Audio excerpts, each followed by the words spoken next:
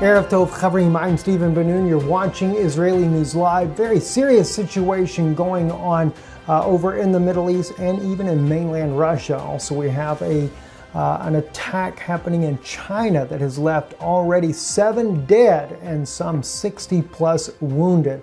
Bomb attack that happened at a kindergarten inside of China. We'll be going into these and other stories here in just a moment here. Let's first turn our attention to Russia. Sputnik News reporting about Russia beginning in mid-June here. At any time now, this is actually beginning to start here. The Topolo M series nuclear capability missile drill inside of Russia. We're talking about 90 plus nuclear capable missiles inside of Russia being deployed to different locations as part of a drill, making sure that Russia is able to quickly and rapidly deploy these missile systems and to do it undetected here. I want to share with you a little bit of the video footage here, some of the air surveillance that was being shown here on Sputnik News today as they were showing this missile system here on the move inside the country there. No doubt concerning for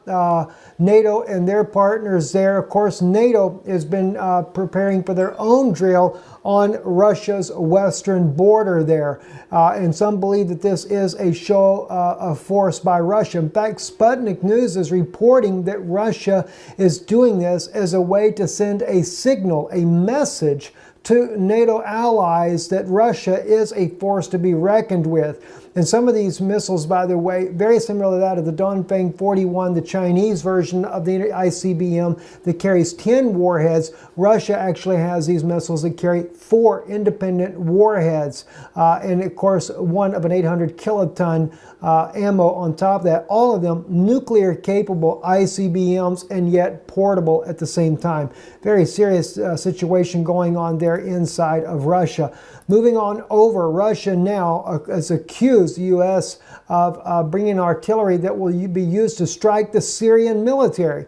U.S. deploys the HIMARS artillery in Syria could strike pro-government forces, according to Moscow. That's their latest opinion about what's going on there. They also state here that the U.S. has redeployed 2 high-mobility artillery rocket systems from Jordan to a U.S. Special Forces operation base near Syrian town of Al-Tanf, which is 18 kilometers from the Jordanian border. Deployment of any foreign weaponry to Syria, especially multiple artillery rocket systems, has to be coordinated with the sovereign state government, the ministry's statement read. It noted that the range of the HIMARS cannot allow for providing support for U.S.-controlled Syrian Democratic Forces operating against Daesh and Raqqa. So they said here, the U.S.-led anti-Daesh coalition has several times already attacked Syrian government forces fighting Daesh near the Jordanian border. It is possible to assume that the similar strikes could be continued in the future involving HIMARS from now on. So what objective is the U.S. pursuing in Syria,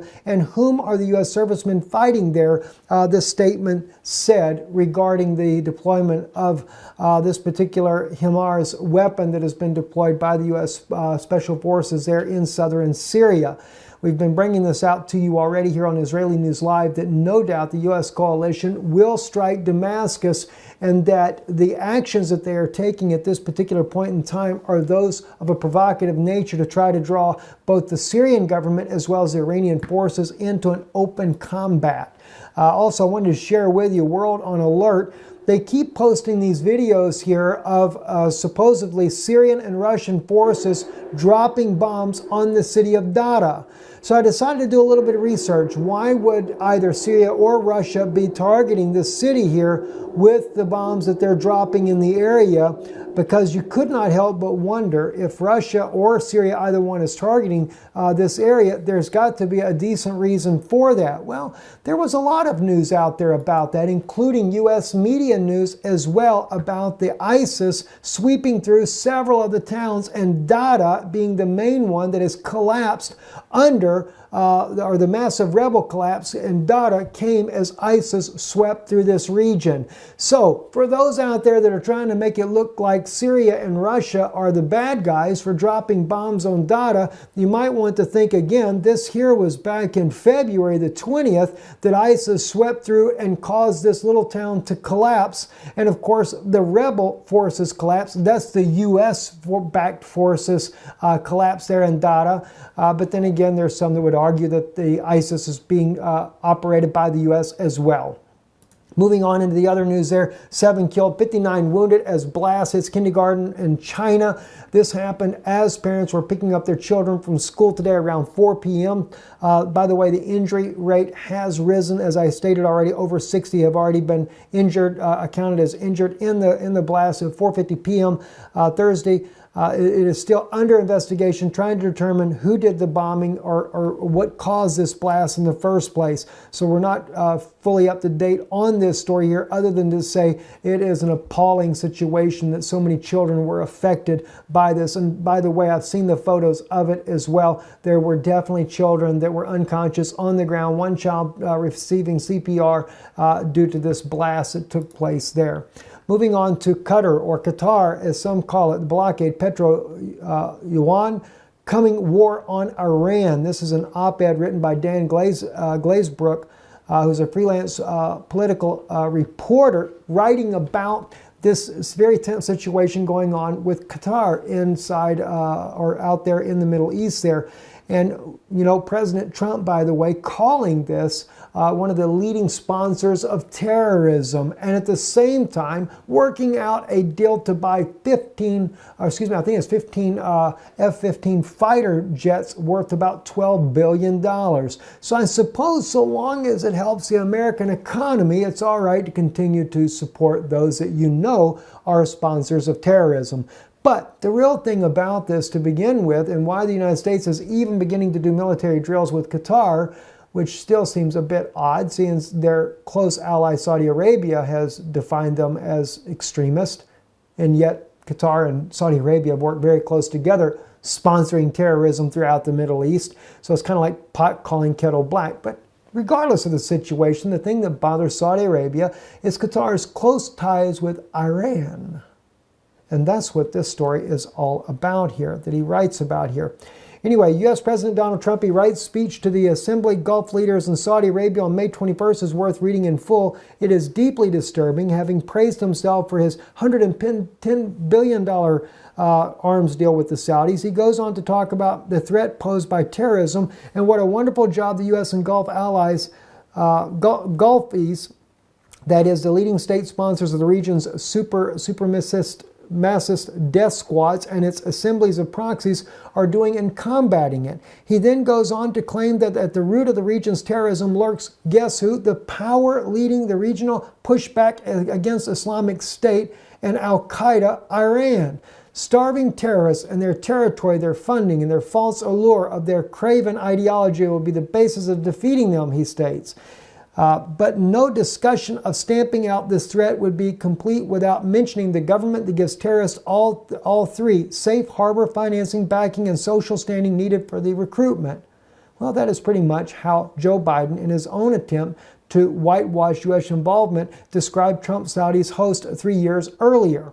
But Trump is not talking about ISIS Saudi backers. He is talking about Iran, the same Iran responsible with its Syria and Russian allies for the fact that the ISIS flag is not today flying over Damascus. It gets worse. Looking on the following passage just after he calls on all nations conscience to work together and to isolate Iran. If we do not confront this deadly terror, we know what the future will bring: more suffering and despair. But if we act, if we leave this magnificent room unified and determined to do what it takes to destroy the terror that threatens the world, then there is a limit to the great future our citizens will have, he said. The birthplace of civilization is waiting to begin a new renaissance. Just imagine what tomorrow could bring. Glorious wonders of science, art, medicine, commerce, and inspiring humankind. Great cities built on the ruins of the shattered towns. New jobs and industries that will lift up millions of people. That's terrible. As he states here, this is the language of genocide. Heroism and genocide have always gone hand in hand, and the settler colonial ideology internationalized by the likes of Trump, for which building great cities are the ruins of shattered towns. I don't know if President Trump really realizes what he's getting into when he says some of the things that he says, but I can tell you one thing. The article sums up exactly what we see going on in the Middle East. And it's not just President Trump. It was whether it be President Trump, President Obama, President Bush, they have all been great supporters of the Saudi royal family. What for?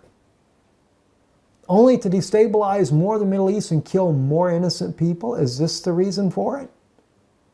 I mean, it's deplorable what's going on in the Middle East. And Qatar? Sure, President Trump was right to say they're a sponsor of terrorism, but so are the Saudis. Well, if they're sponsors of terrorism, why give them more weapons to cause more terrorism? I mean, it's really sad, the things that I see that are going on in the world today. And, we might say, is Russia any better? I can't say Russia's any better. But then again, everybody's trying to antagonize Russia. What are we doing with our military on Russia's western border? Or even for that fact, on the eastern border? Well, we justify it because of North Korea. Well, North Korea is a problem. I agree with that. Or is it just to justify have more forces on Russia's eastern border as well? Not quite sure. Anyway, I'm Stephen Ben-Nun. You're watching Israeli News Live. It is a world that is in turmoil, and it doesn't seem like anybody has a good answer on how to resolve it.